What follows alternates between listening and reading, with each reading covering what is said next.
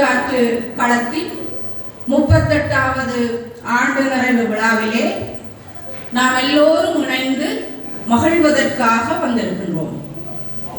வருகை தந்துள்ள அனைவரையும் சோலைக்குயிலாகிய நாம் வருக வருக என இருகரம் கூப்பி வரவேற்கின்றோம். விருந்தினர்களான வைத்திய திருமதி முல்லை பரமேஸ்வரன், பேராசிரியர் கந்தையா ஸ்ரீ கணேசன், எழுத்தாளர் திருமதி புனிதவதி சண்முகலிங்கம் ஆகியோர் மாலை அணிவித்து ஆரத்தி எடுத்து வரவேற்கப்பட இருக்கிறார்கள்.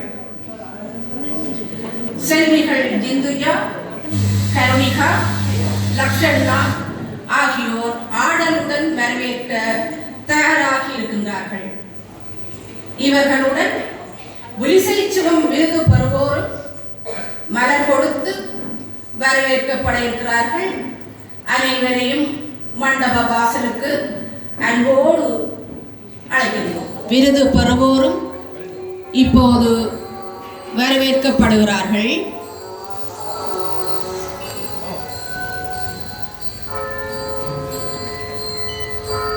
குயிலோசை கேட்கிறது குவலயமே எழுக, குயிலோசை கேட்கிறது குவலயமே எழுக, சோலை குயிலோசை கேட்கிறது குவலயமே எழுக, சோலை குயிலோசை கேட்கிறது குவலயமே எழுக, குலவுகளை வளம் பெருக்க குறித்தோடி வருக, குலவுகளை வளம் பெருக்க குறித்தோடி வருக, சோலை குயிலோசை கேட்கிறது குவலயமே எழுக, குயிலோசை கேட்கிறது குவலயமே எழுக, சோலை குயிலோசை கேட்கிறது குவலயமே எழுக, குவலயமே எழுக, குவலயமே எழுக.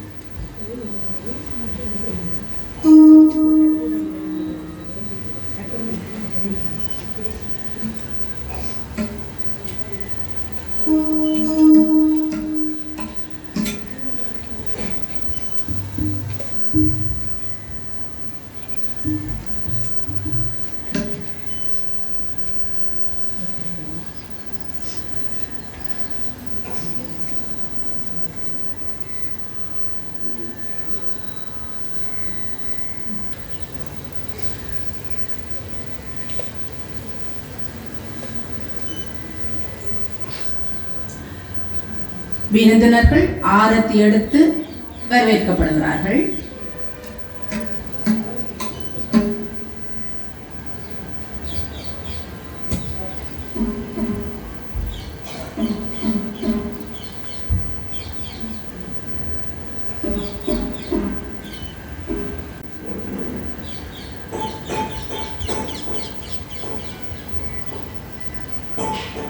அரங்கை நோக்கி வருக வருக என்று வரவேற்றுக் கொள்கின்றோம்.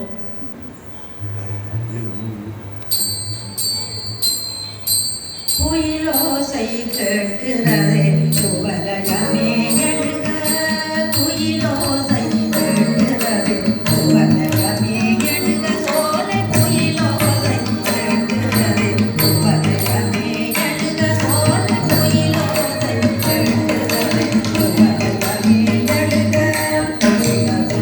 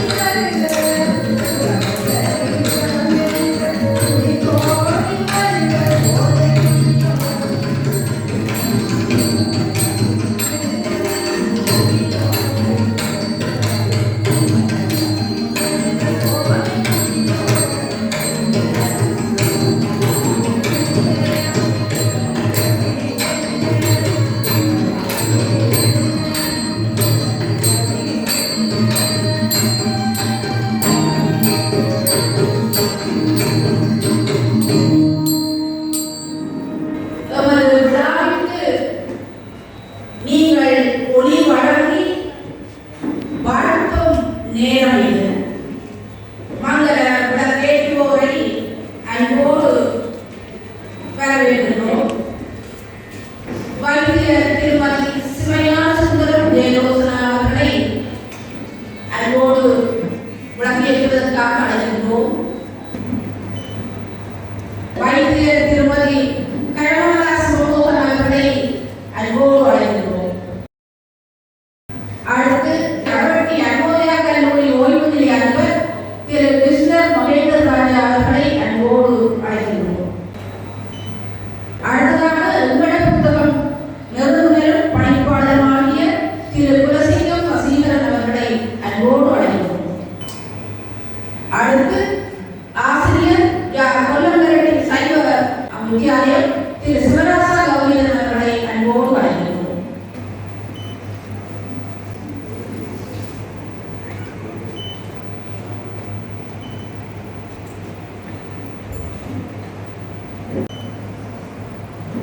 அடுத்த நிகழ்வாக தமிழ் வாழ்த்து இலக்கம்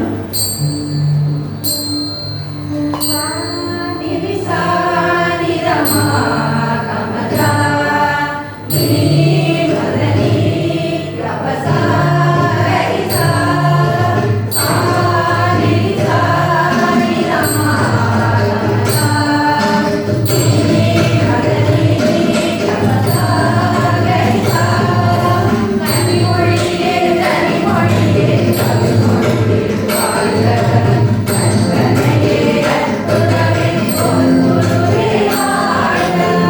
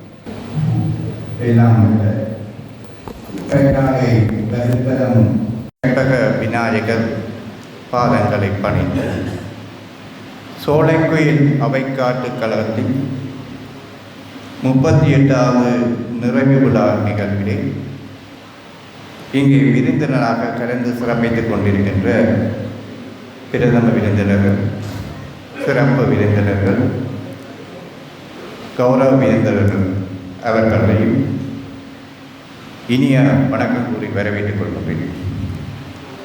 ஆரம்ப நிகழ்விலே மங்கள விளக்கேற்றி நிகழ்வை மங்களகரமாக மெருகூட்டிய அன்புள்ளங்களை வரவேற்றுக் கொள்கின்றோம். தொடர்ந்து நிகழ்வு வரிசையிலே சோழக்குயிலின் 3 நூல் அறிமுக நிகழ்விலே சிறப்பு பிரதிகளை பெற்றுக்கொள்வதற்காக இங்கே வருகை தந்திருக்கின்ற பெரியோர்களையும் வரவேற்றுக் கொள்கின்றோம். இவ்வாண்டு விழிசை சிவம் விருது பெறுபவர்களான எழுத்தாளர்கள், பதிப்பாளர், நாடக கலைஞர்கள் ஆகியோரையும் வரவேற்றுக் கொள்கின்றோம். இந்த மண்டபத்திலே நிகழ்வுகளை கண்டு களிப்பதற்காக அழைப்புதலை ஏற்று வருகை தந்துள்ள அனைத்து உள்ளங்களையும் இந்நேரத்திலே வரவேற்றுக் கொண்டு அதேவேளை என் அன்பிற்கினிய சோலைக்குயில் அனைவரையும் இனிய வணக்கம் கூறி வாய்ப்புக்கு நன்றி தெரிவித்து எனது தலைமுறைக்கு வரலாம் என்று எண்ணுகின்றேன். இன்றைய நிகழ்வானது வெறும் காட்சி நிகழ்வாக எல்லாம் அது அறிவையும் அனுபவத்தையும் மனித உணர்வுகளையும் வளர்க்கும் ஒரு உன்னத கள நிகழ்வாக அமைய இருக்கின்றது.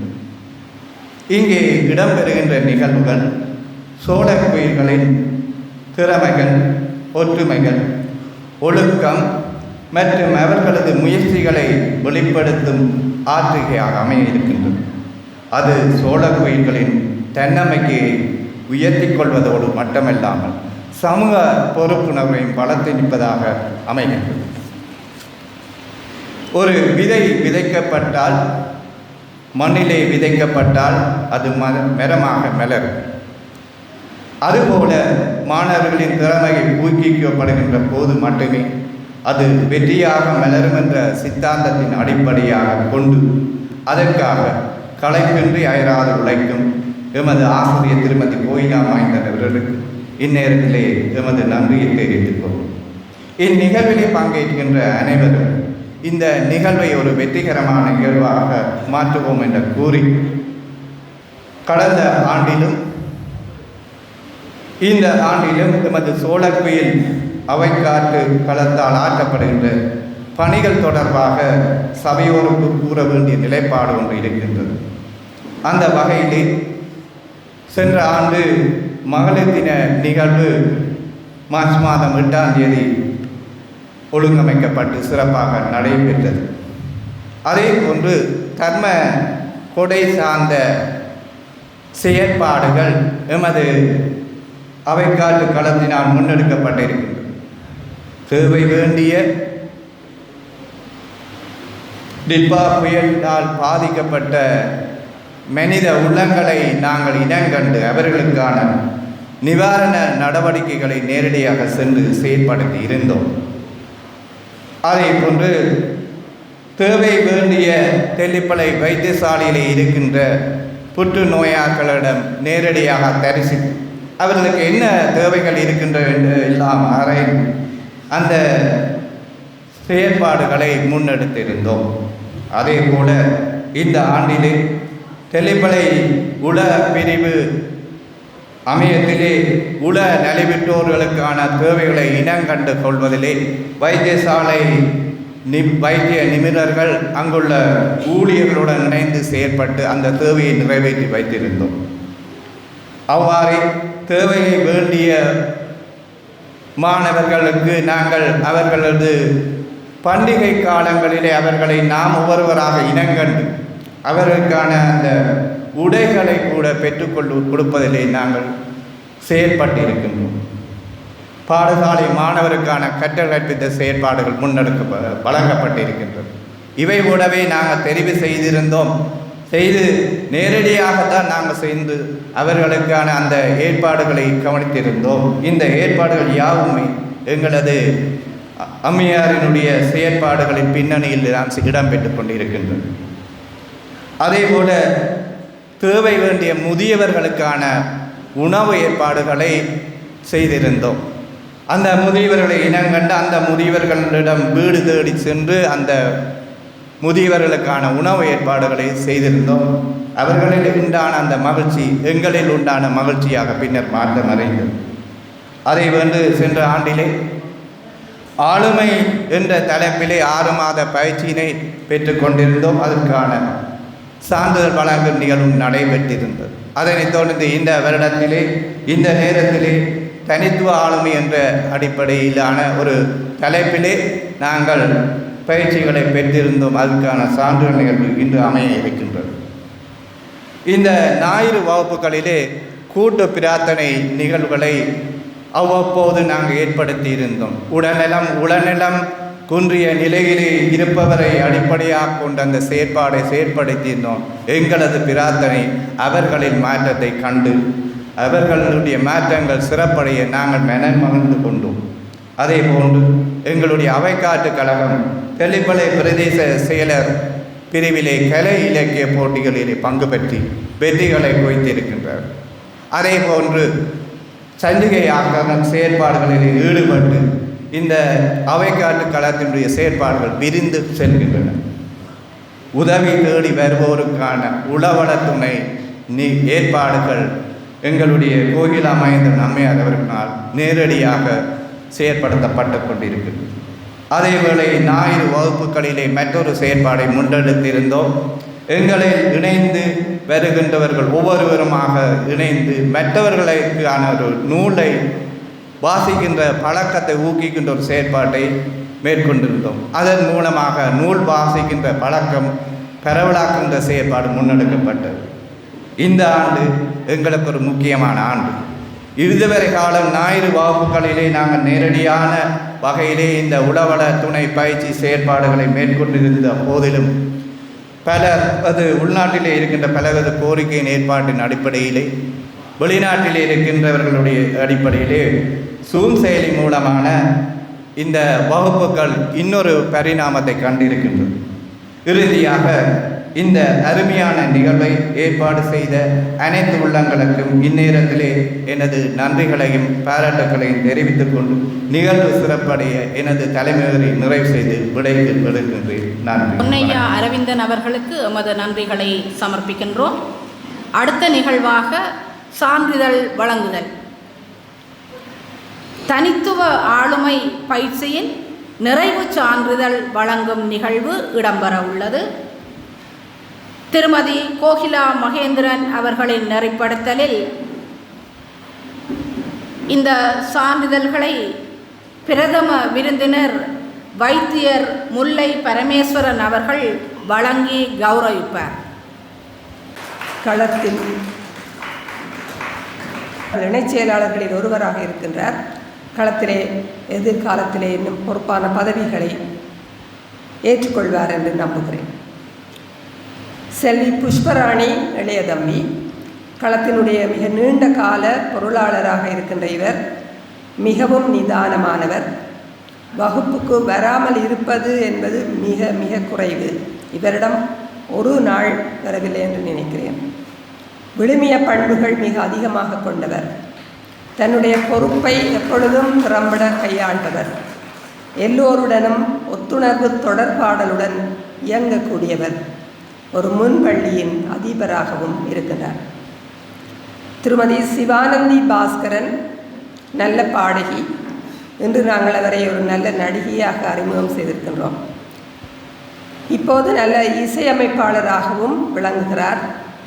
தேவையற்ற சோழிகளுக்குள் சிக்கிக்கொள்ளாமல் தானும் தன் வேலையும் என்று இருப்பவர், நம்பத்தகுந்தவர்.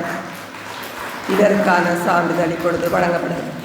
திருமதி கோமதி மாயகிருஷ்ணன் எப்பொழுதுமே மிக சந்தோஷமாகவும் உற்சாகமும் காணப்படும் இவர் அடிக்கடி வீட்டிலிருந்து உணவு கொண்டு வந்தும் எங்களுக்கு வழங்கி விடுவார். நேற்றும் கொண்டு வந்தார். நல்ல நடிகை, விடயங்களுக்கு தலைமை தாங்கக்கூடியவர்.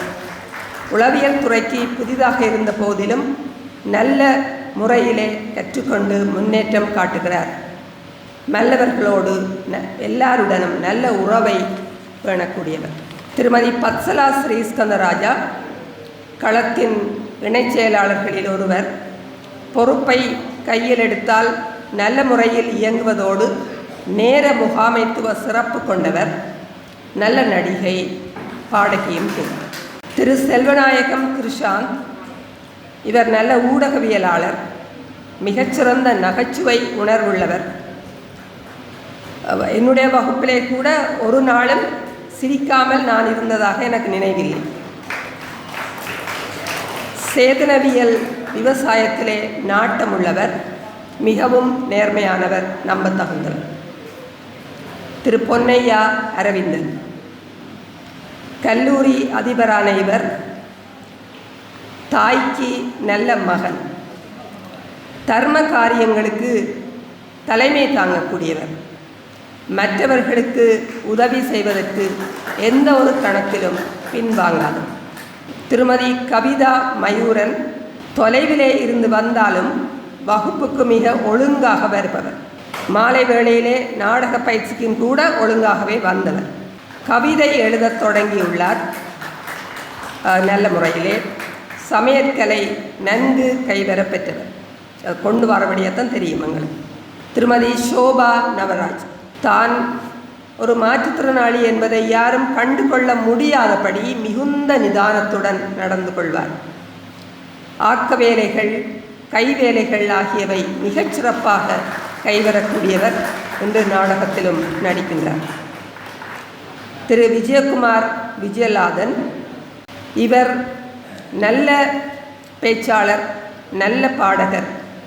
நீண்ட தூர ஓட்டங்களை மிக அனாயாசமாக ஓடி முடிக்கக்கூடியவர். அண்மையிலும் ஒரு பெரிய பரிசு தொகையை வாங்கி கொண்டு என்னிடம் வந்தார். மாற்றுத்திறனாளியான இவர் என்று நான் உங்களுக்கு சொல்லாமலே தெரியும். ஆனால் அவர் அப்படி தன்னை நம்புவதாக எனக்கு தெரியவில்லை. எல்லா விடயங்களும் செய்வார். இன்றும் அவர் நாடகத்திலே பங்கேற்கிறார். திருமதி கவிதா மலர் சுதேஷ்குமார் சிறுவர் கழகம் ஒன்றை இயக்கி வருகின்ற ஆளுமை மிக்க பெண்மணியான இவர் வகுப்பில் கற்பதை அங்கே தன்னுடைய சிறுவர் கழகத்திலே பலருக்கும் பரப்பக்கூடிய இயல்புள்ளவர். நல்ல கவிஞர். தனது முதலாவது கவிதை தொகுதியை வெளியிட்டிருக்கிறார். அது இன்று இங்கே அறிமுகம் செய்யப்படுகிறது. திருமதி புவனராணி கஜீபன் நல்ல தொடர்பாடல் திறன் காரணமாக பல அரசு சார்பற்ற நிறுவனங்களிலும் இணைந்து பணி செய்யக்கூடியவர். எங்களிடத்திலே வந்ததிலிருந்து நல்ல முன்னேற்றத்தை காட்டுகிறார். மற்றவர்களுக்கு உதவுவதிலே புவனராணியும் எப்பொழுதுமே முன்னிற்பவர். நாங்கள் சொல்ல முதலே, உதாரணமாக இம்முறை வெள்ள நிவாரணத்தின் போது நான் அறிவுறுத்தல் வழங்க முதலே செய்தவர்களில் புவனராணி வரும். அவற்றை நான் கவனிக்க தவறுவதில்லை. திரு திவா பாஸ்கரன் இவரும் மிக தொலைவில் இருந்து வரும் மிக மிக நேர்மையான அடக்கமான பிள்ளை. கைக்குள்ளே இருக்கக்கூடிய பிள்ளை என்று நான் சொல்லுவேன். பெற்றோர் கொடுத்து வைத்தவர்கள். சிறுகதை, கவிதை, விமர்சனம் ஆகியவற்றில் முன்னுக்கு வந்து கொண்டிருப்பவர். திரு செல்லையா கருணாகரன் நல்ல ஓவியரான இவர் நடிப்பு, பாட்டு ஆகியவற்றிலும் ஆர்வம் மிக்கவர். தன்னுடைய பிள்ளைகளை சோலை குயில்களோடு கொண்டு வந்து இணைப்பதிலே மிகுந்த அக்கறை காட்டுகிறது. சான்றிதழ்களை வழங்கி கௌரவித்த பிரதம விருந்தினர் திருமதி முல்லை பரமேஸ்வரன் அவர்களுக்கு நன்றிகளை கூறிக்கொள்கின்றோம். அடுத்து பரிசு வழங்கல் நிகழ்வு இடம்பெறும். பரிசுகளை வழங்கி கௌரவிக்க சிறப்பு விருந்தினர் பேராசிரியர் கானா ஸ்ரீ கணேசன் அவர்களை அன்போடு அழைக்கின்றோம்.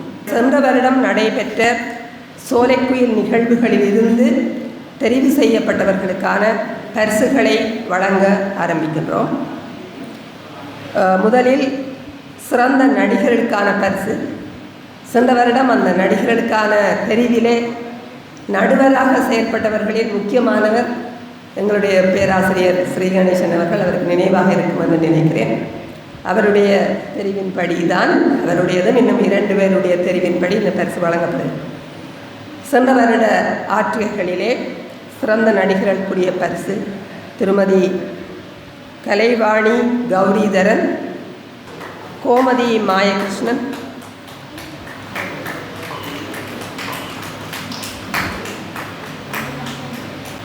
செல்வி ஜிந்துஜா விளம்பிதன்,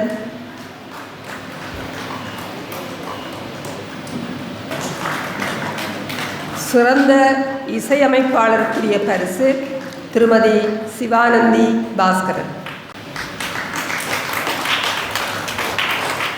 சிறந்த நூல் விமர்சகருக்குரிய பரிசு திருமதி தமயந்தி கணேசானந்தன்,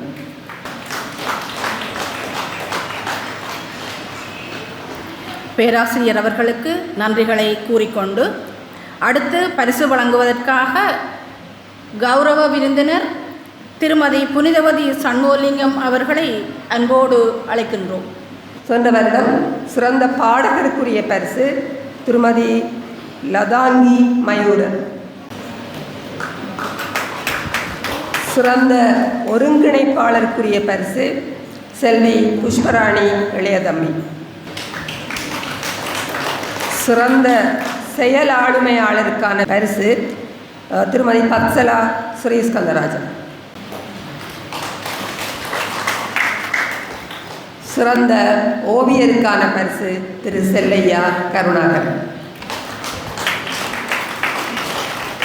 பரிசினை வழங்கி கௌரவித்த விருந்தினர்கள் அனைவருக்கும் என்னுடைய வணக்கத்தை தெரிவித்து, பரிசை பெற்றுக்கொண்ட பிள்ளைகள், அவர்கள் எனக்கு பிள்ளைகள் தான், பிள்ளைகளுக்கு என்னுடைய பாராட்டையும் வாழ்த்துக்களையும் தெரிவித்து உங்கள் அனைவரையும் கணம் கூப்பி வணங்கி விடைபெற்றுக் கொள்ளும். அடுத்த நிகழ்வாக சிறப்புரை இடம்பெறும். சிறப்பு விருந்தினர் பேராசிரியர் கானா ஸ்ரீ கணேசன் அவர்களை சோலை குயில்களின் பணி பற்றிய சிறப்புரை வழங்குவதற்காக அன்போடு அழைத்துக் கொள்கின்றோம். சோலைக்குயில் அவைக்காற்று கழகத்தின் களத்தின் 38வது ஆண்டு விழா நிறைவு விழாவிலே கலந்து கொண்டிருக்கும் அனைவருக்கும் எனது காலை வணக்கங்களை தெரிவித்துக் கொள்கிறேன். எல்லாம் வல்ல வரத்தல விநாயகருடைய அருளை வேண்டி இந்நிகழ்விலே பிரதவிந்தராக கலந்து கொள்கின்ற வைத்தியர் திருமதி முல்லை பரமேஸ்வரன் அவர்களே, சிறப்பு விருந்தினர்கள் உருவாக கலந்து கொள்கின்ற குப்பலானாய் சண்முகனுடைய மனைவியார் எழுத்தாளர் திருமதி புனிதவதி சண்முலிங்கம் அம்மா அவர்களே, இவர்களை விட இங்கே வந்திருக்கின்ற பிரமுகர் எல்லோருமே பெரியவர்களாக இருக்கிறார்கள். மங்கள விளக்கேற்றிய பெரியோர்கள், தொடர்ந்து தமிழ் வாழ்த்து பாடிய சோலை குயில்கள், தலைமுறை வழங்கிய இன்னும் ஒரு சோலை குயிலாக இருக்கக்கூடியவர் என்ற நம்முடைய திரு அரவிந்தன் அவர்கள், இவர்களோடு கூட இன்னும் அரைமுனுகளின் சிறப்பு பிரிவுகளை பெறுவதற்காக பல பெரியவர்கள் வந்திருக்கின்றார்கள். கௌரவம் பெறுவதற்காகவும் இன்னும் பல பெரியவர்கள் வந்திருக்கின்றார்கள். விழிசை சிவம் விருது பெறுவதற்காக, சிறு தொகுதியினுடைய மதிப்பூட்டையை வழங்குவதற்காகவும் செல்லிப்பு இளைய தம்பி அம்மா அவர்கள் இங்கே வந்திருக்கிறார்கள். இன்னும் பாடல்கள், இசைநாடக காட்சிகள், சோலைக்குயில் கீதம் என்று பல்வேறு கலைஞர்களையும் நாங்கள் இங்கே சந்திக்கின்றோம். அவர்களோடு இங்கே தற்போது இணைந்திருக்கின்ற எழுத்தாளரும் வணக்கத்துக்குரிய பிதாவமாகிய அமைதி திரு அன்புராஜா அவர்களையும் அடிகளாரையும் வணங்கிக் கொண்டோம். மனிதனுக்கு தேவையானது உணவு, உடை, உறைகள் என்று தான் எங்களுக்கு படிப்பிக்கிறார்கள். இந்த மூன்றுக்கும் அப்பாலும் மேஸ்லோவுடைய செல்ஃப் எஸ்டீம் நீட்ஸ் என்ற என்னொண்ட பிறகு காலத்தில் சொல்லி தந்தாங்க. கல்வித்துறைக்கு வந்த பிறகு அவர் கண்டுபிடித்தார என்னவோ எங்களுக்கு இயல்பாகவே சின்னல்லையே அம்மா, அப்பா, மாமா, மச்சான் எல்லோருமே அச்சா பிள்ளை நல்லா இருக்குது, இந்த சட்டை எனக்கு தாரியோ இப்படி சொல்ல சொல்ல எங்களை அறியாமலே எங்களுக்கு உருவு அது சன்னதம் பெறாமல் பார்த்து கொண்டாச்சு. அந்த சன்னதம் எங்களுக்கு வாழ்க்கையின் எல்லா மட்டங்களுமே அந்த உருவேற்றல் செய்யப்பட வேண்டும். அது சமய சடங்கின் சொல்லாக நான் பார்க்கிறதாக இருக்கலாம். உருவேற்றுதல் அல்லது அந்த உருவேற்றுதலில் உச்சக்கட்டமாக சன்னதம் கொள்ளல் என்பது நாடகத்திலே கதாசிஸ் என்று சொல்லுவாங்க. அப்படி ஒன்றி போதல், சன்னதம் கொள்வது என்பது ஒன்றி போதல் தான். அது எங்களுடைய பண்பாட்டிலே மிக இயல்பாகவே வந்திருக்கின்றது. கூத்தாட்டு களங்களிலே அது இயல்பாக இருக்கின்றது. கூத்தி ஆடி ஆடி அவர்கள் ஒன்றி போதல், தங்களை மறத்தல் என்பது தவிர்க்க முடியாத ஒரு உளவியல் ஆற்றுப்படுத்தலாகவும் அது அமைகின்றது. இந்த எல்லாத்தையும் சேர்ந்த ஒரு கலவையாக திருமதி கோயிலா மைந்தன் அம்மா அவர்களுடைய செயல்பாடுகள் அமைந்திருக்கின்றன. அவர் ஒரு சமூகத்தை கட்டியெழுப்புகின்றார். பல விழுமியங்களோடு கூடிய பண்பாட்டு தன்மைகளோடு கூடிய ஒரு புதிய சமூகத்தை கட்டியெழுப்பதற்கான பல்வேறு நடவடிக்கைகளை அது கலை, இலக்கிய செயற்பாடுகள் ஊடாகவும் அதத்தை புதிய பரிமாணம் போட்டு செல்கின்றார். அதே வேளையிலே அவருடைய எழுத்துத் துறையோடு மட்டுமில்லாமல் இன்னொரு துறையாக அவர் சீர்மியத்தை கை கொண்டுகின்றார். இயல்பாகவே எங்களுடைய பண்பாட்டில் இருக்கக்கூடிய இந்த ஆற்றுப்படுத்தல், வீடுகளில் பிள்ளை அழுது கொண்டு வந்தால் அம்மாவோ, ஆச்சியோ, அப்புவோ, மாமாவோ அணைக்கின்ற ஆறுதல் தருகின்ற வார்த்தைகள் அறிய கொண்டு போகின்ற இந்த காலத்தில் மரங்களுக்கிலேயே இடைவெளிகள் கூடி சகோதரங்களை கதைக்காமல் போயிருக்கின்ற இந்த காலத்தில், கணவன் மனைவியை கதைக்க முடியாமல் இருக்கின்ற இந்த காலத்தில் உளவியல் ஆற்றுப்படுத்தலுக்கான ஒரு மருத்துவத்துறை தேவைப்படுகின்றது, சமூகத்திலே தேவைப்படுகின்றது. சமூக மருத்துவமாக அது மாறி வைக்கின்றது. அப்படி வருகின்ற பொழுது வெறும் வைத்தியர்களால் மட்டும் அதை செய்துவிட முடியாது. அதற்கு எழுத்தாளர்கள், சமூகத்தில் கூடிய சமூக சிற்பிகள், அறிஞர்கள் எல்லாருமே இணைய வேண்டிய தேவை இருக்கின்றது. எங்களுக்கு இந்த இடத்திலே குழந்தைமா சண்முலிங்கம், சோ பத்மநாபன் போன்றவர்கள் நினைவுக்கு வருகின்றார்கள். முக்கியமாக சண்முலிங்கம் அவர்கள் ஒரு பெரிய ஒரு வட்டத்தையே பேனர் போடாமல், காட்சி காட்டாமல், ஷோ எதுவும் இல்லாமல் ஒரு பெரிய வட்டத்தை தனக்குள்ளே வைத்திருந்தார். இந்த யாழ்ப்பாணம் முழுக்க, வடமானம் முழுக்க, பிற்புற காலத்திலே அது புலம்பெயர்ந்த சமூகத்தில் மட்டத்தில் அவருடைய செல்வாக்கு, சொல்லாத செல்வாக்கு இயல்பாகவே ஒரு லேட்டன்ட் இன்ஃப்ளூயன்ஸ் என்று சொல்லலாம், மறைந்து கிடக்கின்ற ஒரு செல்வாக்காக அவருடைய செயல்பாடுகள் அமைந்தன. அந்த செயல்பாடு பல்வேறு பிள்ளைகளை ஆற்றுப்படுத்தி இருக்கின்றது. சிக்கி போயிருக்கின்ற குழந்தைகளை அல்லது இளைஞர்களை எல்லாம் இன்னொரு வழியில் இழுத்து அது வெறுமை நாடகத்தை படிப்பி என்று அல்ல, அதுக்கு அப்பாலே ஆளுமைகளை கிளப்பிடுகின்ற ஒரு செயல்பாட்டுக்கு அது வந்து சேர்ந்தது. இதே வேலையைத்தான் சோப்பா அவர்கள், எங்களுக்கு தெரிந்தவர்களை மட்டும் நான் சொல்கிறேன். இது ஈழத்து கலை இலக்கிய உலகத்திலே ஒரு பெரிய லிஸ்டே போடலாம். அது செங்கியாளியான், செம்பியன் செல்வன், ஜேசுராஜா, தலையசிங்கம் என்று சொல்லிக்கொண்டு போகலாம், மூப்போ, எஸ்போன்னு சொல்லிக்கொண்டு போகலாம்.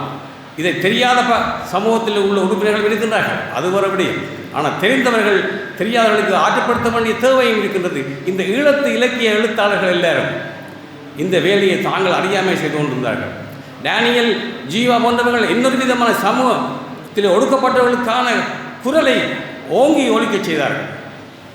அந்த ஒலிப்பு இன்றைக்கு மிக பெரும் பதிவாக எழுத்து கலை இலக்கிய உலகத்திலே எழுத்து பதிவுகளாக இருக்கின்றது. அது இன்றைக்கு காலம் தோறும், இன்றைக்கு நூற்றாண்டு விழாக கொண்டாடுகின்ற டேனியலுடைய சிறப்பை ஜீவநதி எடுத்து எம்புகின்றது.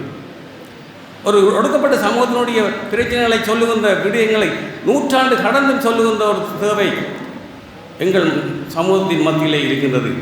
இங்கே தான் தூக்கி விடுகின்ற செயல்பாடுகள், அதுதான் ஏற்கனவே சொன்னது போல செல்ஃப் எஸ்டீம், சுய மதிப்பு தருகின்ற தேவைகள் இருக்கின்றன. அதனூடாக செல்ஃப் ஆக்சுவலைசேஷன், அவர்களை அச்சீவ் பண்ணுகின்ற, இயல்பாகவே தாங்களே நிலைநிறுத்திக் கொள்கின்ற, தங்களுக்கென்ற ஒரு பெயரை எடுத்துக்கொள்கின்ற இன்றைக்கு விழிசைச்சிவம் விருதை நீங்கள் வழங்குகின்றீர்கள். அங்கே ஒரு அங்கீகாரத்தை கொடுக்க பார்க்கிறீர்கள். விழிசைச்சிவம் என்கின்ற எங்களுடைய கோயிலம்மனுடைய தந்தையாருடைய பேரிலே விழிசிட்டி, அது விழி தீட்டி என்ற பெயர் மனைவி விழிசிட்டியாக வந்து அந்த விழிசிட்டி இப்போக்கு விழிசை சிவம் என்ற பெயராக வந்து அதனுடைய பெயரிலே இன்றைக்கு பெரிய பரிசுகளை விருதுகளை வழங்குகிறீர்கள். இன்றைக்கு வடமாகாணத்தின் எல்லையில் இருக்கக்கூடிய வவுனியாவில் இருந்து கூட எங்கள் பெரியவர் கவல்மணி அகலங்கன் அவர்கள் வந்திருக்கின்றார்கள். இங்கே கொடுக்கின்ற 5-6 இலக்கிய பிரமுகர்கள், நாடகக்காரர்கள் எல்லோருமே அடியனுக்கு அறிந்தவர்களாக இருப்பது இன்னொரு மிக சிறப்பான விடயமாக இருக்கின்றது. நான் முதல்ல 2 வார்த்தை சொல்லத்தான் வேண்டும். கவல்மணி அகலங்கன் உங்களுக்கு தெரியும், வன்னியினுடைய எழுத்தாளராக முக்கியமாக சொல்லப்படுபவர். வன்னி எழுத்தாளர் வன்னியூர் கவிதாயர் என்று சொல்லப்படக்கூடிய ஒருவர், சௌந்தரநாயகம் என்று சொல்லப்படுவர். அவருடைய சிறுகதை தொகுப்பு அவர் இருந்த காலத்திலே ஈழத்து காவி தீபம் என்ற பேரில் வந்தது. பின்னர் அவர் இருக்கையே அமுத கங்கை என்ற பேரிலே கவிதை வர வேண்டும் என்று ஆசைப்பட்டார். அது பின்னாளிலே வவுனியா கலையிலக்கிய நண்பர்கள் வட்டம் செயல்படுத்தியது. பின்னர் அவருடைய ஆக்கங்களை அவருடைய பிள்ளைகளும் சேர்ந்து தொகுத்திருக்கிறார்கள். இன்றைக்கு அவருக்கு அங்கே ஒரு சிலை ஒன்று வைக்கப்பட்டிருக்கிறது நேரிய குளத்திலே. அதற்கு கூட நாங்கள் போகக்கூடிய சந்தர்ப்பம் கிடைத்திருந்தது. அந்த தொடர்ச்சியிலே இன்னொருவரை நாங்கள் பார்க்கலாம், முல்லைமணி. அதை நான் நீட்டிக்கொண்டு போக முடியவில்லை. முல்லைமணியை பற்றி உங்களுக்கு தெரியும். அவர் பண்டார வன்னியன் நாடத்தோடு மட்டுமில்லை, கமோஞ்சோலை, இப்படி வன்னிய சிந்தனை, இப்படி புத்தகங்களை போட்டு அவருக்கு யாழ்ப்பாண பல்கலைக்கழகம் இலக்கிய கலாநிதி பட்டத்தை வழங்குகிற அளவுக்கு அவருடைய செயல்பாடுகள் அமைந்திருந்தன. அடுத்த ஒரு பெரியவராக நாங்கள் பார்க்குறோம் கவல்மணி அகலங்கன் அவர்களை. அவர் தொடாத துறை இல்லை. அது கதாபிரசங்கமாக இருக்கலாம், புராண படிப்பாக இருக்கலாம், இல்லை ஒரு கவிதை எழுதுறதா இருக்கலாம், சிறுகதை எழுதுறதா இருக்கலாம், நாடகம் எழுதி நாடகங்களையும் பல்வேறு வகைகள். அது நாடகமாக இருக்கும், சிறுவர் நாடகமாக இருக்கும், இலக்கிய நாடகமாக இருக்கும், சமூக நாடகமாக இருக்கும், நாட்டிய நாடகமாக இருக்கும், இலக்கிய நாடகமாக இருக்கும். எல்லாத்துக்குமே பரிசுகள் வந்த ஒரு பெரியவராக இருக்கின்றார். எனக்கு அவரில் மிக பிடித்த ஒரு விடயம், இந்த முற்றத்துக்கரடி என்ற சிறுகதை தொகுப்பு ஒரு நவீன இலக்கியத்தினூடாக அவர் ஒரு பெரிய ஒரு தாக்கத்தை செலுத்திய ஒரு தொகுப்பாக அந்த தொகுப்பு அமைந்திருக்கின்றது. உங்களுக்கு தெரியும், சமகால ஓட்டம், சமகால ஈழத்து போராட்டம். அங்கே ஒரு ஈழத்து கரடியாக, ஈழத்து கரடி அல்ல, ஒரு எங்கள் வீட்டு முற்றத்தில் ஒரு கரடி இருந்து எங்களை அச்சுறுத்துகின்றது, எங்களோட வாழ்க்கை நாசப்படுத்துகின்றது என்ற அந்த குறியீட்டு பாங்கில் அமைந்த ஒரு கதையை அவர் தொகுத்து தந்திருந்தார். அந்த ஒன்றுக்காகவே அவருக்கு நாங்கள் பல பரிசுகளை கொடுக்கலாம் என்பது என்னுடைய தாழ்மையான அபிப்பிராயம். ஆனால் மிக அருமையான அசோகவனம் போன்ற நாடகங்களை சிறப்பான முறையில் எழுதியிருக்கின்றார். இலக்கிய நாடகங்கள் சொல்லி மாளாது, சமூக நாடகங்கள், அன்றி பறவைகள் அதைவிட மிக உச்சம். அவருடைய எழுத்துக்களை உண்மையிலே வவுனியா கொடுத்து வைக்க இரண்டு அவருடைய பேச்சுக்களை நாடந்தம் கேட்கிறதுக்கான வாய்ப்பு இன்றைக்கு எங்களுடைய இணையத்திலே திருமதி அகலங்கன் அவர்கள் அவருடைய நறுந்தமிழ் போன்ற கட்டுரைகளை எல்லாம் வாயினாலே உச்சரித்து கேட்கக்கூடியதாக செய்து கொண்டிருக்கின்றார்கள். இன்றைக்கு அவர் நான் ஏற்கனவே சொன்னதோடு தொடாத துறை இல்லை. அது திருமதி அகலங்கனும் அதுக்கு மிகப்பெரும் பங்காற்றி கொண்டு வருகின்றார். எல்லாவற்றையுமே பதிவாக்குகின்றார். இன்றைக்கு கோயிலா மகேந்திரன் அம்மா அவர்கள் அவருடைய இந்த பேச்சுக்காக அவருடைய பல புத்தகங்களை தூக்கி பிரட்டி எடுக்க ஒரு புரட்டி பார்த்தேன். அம்மையாருடைய தொடர்புகள் பற்றி நான் இன்னொரு வார்த்தை சொல்லி இந்த பேச்சை நிறைவு செய்யலாம். இங்கே இந்த விருதுகளை பெற்ற 2வது ராஜினி தேவி சிவலிங்கம் அம்மா அவர்கள் என்னுடைய நண்பர்களுடைய துணைவியார். அண்மையிலே அவருடைய நாவல் வெளியீட்டுக்கு சென்ற பொழுதுதான் அவருடைய கணவருடைய நீண்டகால நட்பை நாங்கள் புதுப்பிக்கக்கூடியதாக இருந்தது. அவரையும் நினைவு கொண்டு இங்கே 100 விருது வருகின்றவர் எங்கள் ஊரை சேர்ந்தவர் செல்லத்துறை ஸ்ரீகிருஷ்ணராஜா. அவருடைய அண்ணர் அம்மா அச்சகம் வைத்து இங்கே சிறப்பான முறையில் சபாஜயராஜா, ஏடி பொண்ணுத்துறை, கோயிலா அம்மாவுடைய புத்தகங்கள் எல்லாமே மிக எந்த பிழையும் இல்லாமல், அச்சு பிழை இல்லாமல் மிக சிறப்பான முறையில் எங்களுக்கே ஒரு வழிகாட்டியாக நாங்கள் இணையில் கலையளிக்கப்பட்ட நடத்துகின்ற காலங்களிலே மிகப்பெரும் வழிகாட்டியாக அவருடைய அண்ணா இருந்தார். அண்ணாவின் வழியிலே தம்பியும் சிறப்பான முறையிலே அவர் பணியாற்றுகின்றார். கொழும்பிலே மற்ற பணிகள் அமைந்திருந்தன. அதை கண்டுகொண்டு எங்களுடைய சோலை குயில் அவைக்காற்று கழகம் அங்கீகரிப்பது மிகவும் சிறப்பான விடயம். அடுத்தவர் பரமேஸ்வரன் அவர்கள். அவரை தான் எனக்கு தெரியலையே என்று யோசித்தேன். அவரும் தெரிந்தவராக இருக்கின்றார். ஒரு நாடக கலைஞர். அடுத்து விஜயகுமாரி முருகேசு பிள்ளை அம்மையார் அவர்களை பற்றி சொல்ல தேவையில்லை. அவர் பல்கலைக்கழகத்திலே ஒரே காலகட்டங்களிலே அவர் இந்திய நாகரிகத்துறையிலே படித்து வந்து அந்த காலத்திலே எங்களுடைய பேராசிரியர் பாலசுந்தரம் அவர்கள் நடத்திய காத்தான் கூத்திலே அவர் பங்கு பெற்றிருந்தார். பின்னாளிலே வவுனியாவிலே ரம்பகுளம் மகா வித்தியாலயத்திலே அந்த பிள்ளைகளுக்கான அந்த நாட்டுக்கூத்து வழிகாட்டியாக இருந்து அங்கே பரிசுகளை வெல்வதற்கான வாய்ப்புகளை அவர் கட்டமைத்திருந்தார். பின்னர் மாணிப்பாயிலே வந்து அந்த ஆசிரிய மாவட்டத்திலே அவர் முகாமையாளராக சிறப்பெய்தி இழைப்பாருக்கிறார். அவரையும் இங்கே அவருடைய எக்ஸ்ட்ரா கரிக்குலர் ஆக்டிவிட்டிஸ் இன்னும் பல இருக்கின்றன. ஒவ்வொரு பற்றி நீட்டி முழக்க முடியாது, இங்கே தந்திருக்கிறார்கள். அடுத்தது கிருபானந்தன், சங்கரப்பள்ளி கிருபானந்தன். அவர் ஜமனாக ராவணேசனாக வந்த காட்சிகள் கண்டுக்கு நிற்கின்றன. அதை விட இங்கே கணக்கை சொல்லியிருக்கிறார்கள். நான் என்னுடைய பதிவை மட்டும் சொல்லி அப்பால் செல்ல விரும்புகின்றேன். நேரம் பொன்னானது. இப்படியாக இந்த சோலைக்குயில் அவகாட்டைகளும் இந்த பணிகளை பற்றி பேசணும் என்றால் 38 ஆண்டுகள் ரெக்கார்ட்ஸுக்கு போகணும். ஒரு கொஞ்சம் ரெக்கார்ட்ஸ் எனக்கு கிடைச்சது தான் பார்த்தேன் தான். அதை தான் ஏற்கனவே மிகவும் ரத்ன சுருக்கமாக சொன்னேன். இந்த சமூக செயல்பாடுகளிலே ஆற்றுப்படுத்தலை இயல்பான ஒரு ஆற்றுப்படுத்தல், ஒரு அங்கீகாரம் கொடுத்தல், இதெல்லாம் சேர்ந்ததுவே ஒரு சமமான ஆரோக்கியமான ஒரு சமூகம். அதை கட்டியமைப்பதற்கான வேலைகளிலே நாங்கள் வெறும் உணவு உடை உரைகளோடு மட்டும் நிற்காமல் அதுக்கு அப்பாலும் கோயிலா அம்மையாருடைய தலைமையிலே இந்த நிகழ்வுகள் நடைபெறுகின்றன. இங்கே இன்னும் பரிசளிகள் காத்திருக்கின்றன. நடிகர்களுக்கான பரிசு, சிறந்த இசையமைப்பாளருக்கான பரிசு என ஒரு லிஸ்ட்டை இங்கே தயாராக இருக்கின்றன. இங்கே இருக்கிற இளைஞர்களை பார்க்கின்ற பொழுது உண்மையிலே எனக்கு பரவசமாக இருக்கின்றது. வயது வந்தாலும் கூட அவர்கள் இளைஞர்கள் போலவே தோற்றம் அளிக்கின்றார்கள். இன்றைக்கு விடிய 8:55 வந்துட வேணும் என்று சொல்லி கோயில் அம்மா அவர்கள் தொலைவிலே சொன்ன பொழுது நான் விடிய 4 மணிக்கே எழும்பி வழிக்கிடம் முயற்சி செய்து கொண்டிருந்தேன். அப்போது யோசித்தேன், எப்படி கோயிலாம்மா போன்றவர்கள் திருக்கோயிலம் மகேந்திரன் போன்றவர்கள் எப்படி எழும்பி எப்படி வழிகட்டி நான் இப்போ வழிகட்டி வாரது மட்டும்தான். இந்த அரங்கேற்ற விஷயங்கள், இந்த புத்தகங்கள், இந்த பரிசுகள், இந்த மாலைகள், மரியாதைகள் எல்லாவற்றையும் இந்த கூட்டணியோடு சேர்ந்து நினைக்கிறேன் 8 மணிக்கு குறைஞ்சது வந்திருக்க வேணும். எப்படி முடிந்தது என்று நானும் தான் கூட்டங்களை ஒழுங்கு செய்திருக்கிறேன். ஆனால் அந்த முதுமை நெல்லையை சாடியாக எட்டி பார்த்தவுடன் கொஞ்சம் கஷ்டமாக தான் இருக்குது. எப்படி முடிகிறது, இன்றைக்கு அகலங்கானவர்களை நினைத்து பார்க்க முடியாது என்று கூறி இந்த அம்மையாருடைய சோலைக்குயிலுக்கு இன்றைக்கு பின்னணியிலிருந்து இயங்கக்கூடிய கோயிலா அம்மையார் அவர்களை நாங்கள் எங்களுடைய இணைவில் கலையளிக்கப்பட்ட 83 நடத்திய ஒரு முரண்பாடுகளின் அறுவடை என்ற அவருடைய தொகுதிக்கான அறிமுகத்தை செய்த பொழுது நான் அவரை சந்திக்கக்கூடிய இருந்தது. களத்திலே சந்தித்தோம்.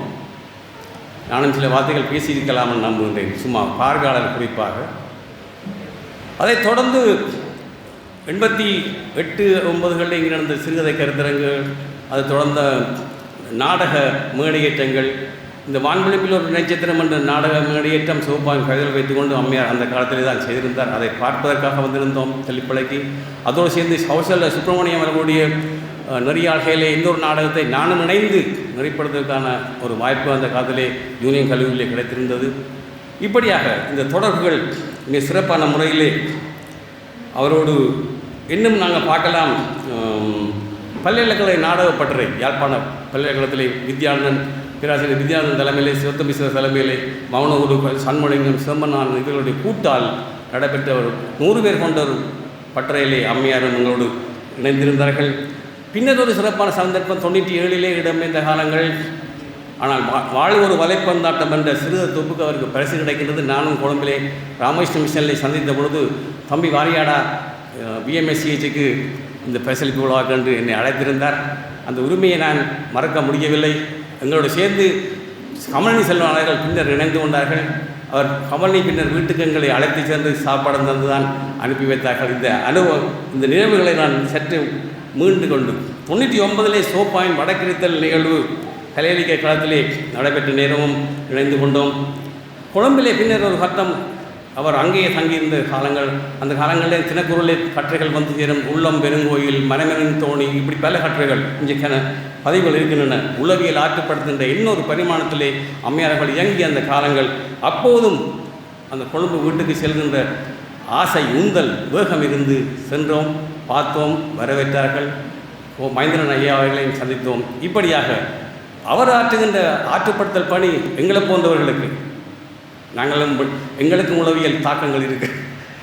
நாங்கள் இதை முகவிக்கொள்கிறோம். இந்த மேடைகளூடாகவும் இந்த கள்ளங்களூடாகவும் இந்த பெரியவர்களை சந்திப்பதனூடாகவும் சொக்கந்த வீட்டுக்கு வாசலை தவம் கிடப்போம், வீரமணிகிட்ட வீட்டுக்கு வாசலை தவம் கிடப்போம், சோப்பா வீடு அப்படி, நந்தியின் வீடு அப்படி, இப்படி எழுத்தாளர்கள் பிரமுகர்கள் ஏராட்சி உட்படத்தான் எல்லோரையுமே சந்திப்பதனூடாக அறிவை பெருக்கிக் கொண்டோம், ஆற்றலை வளர்த்து கொண்டோம், உள்ளத்தை மிகவும் ஆரோக்கியமாக வைத்துக் கொண்டோம். இது உங்களுக்கு முடித்தாட்டும். வாய்ப்புக்கு நன்றி. வணக்கம். ஆசிரியர் கானா ஸ்ரீ கணேசன் அவர்களுக்கு எங்களுடைய நன்றிகளை தெரிவித்துக் கொள்கின்றோம். அடுத்த நிகழ்வாக அறிமுக நூல்களின் சிறப்பு பிரதிகள் வழங்கும் நிகழ்வு இடம்பெற உள்ளது. இந்த சிறப்பு பிரதிகள் வழங்கும் நிகழ்விலே முதலாவதாக திருமதி கவிதாமலர் சுதேஸ்வரன் அவர்களின் மாற்றங்கள் கவிதை தொகுதியின் சிறப்பு பிரதியை பெறுவதற்காக பிரம்மஸ்ரீ நாவண்ணா சிவசங்கர குருக்கள் அவர்களை அன்போடு அழைத்து நிற்கின்றோம்.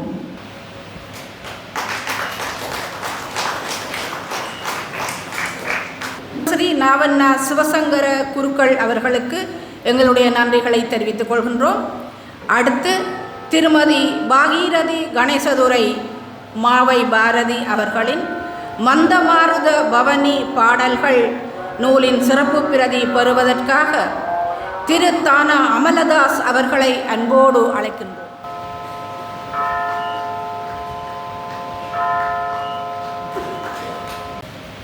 கிருபாகரன் தமிழ் மகள் அவர்களின் பார்க்காத பக்கங்கள் சிறுகதை தொகுதி நூலின் சிறப்பு பிரதியை பெறுவதற்காக திருமதி ரம்யா அசோகன் அவர்களை அன்போடு அழைக்கின்றோம்.